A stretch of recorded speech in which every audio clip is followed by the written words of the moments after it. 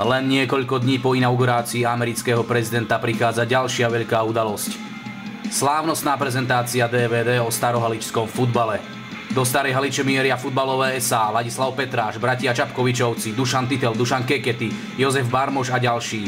Nebude chýbať ani prvý muž slovenského futbalu Ján Kováčik.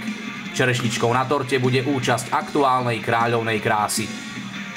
Ahojte, moje meno je Kristina Činčurová, osobný Slovensko 2016 a veľmi by som vás chcela pozvať na krásne DVD o futbale, ktorý bude v Starej Haliči. Už sa na vás všetkých teším.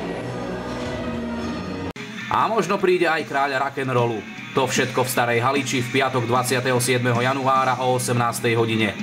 Tešíme sa aj na vás.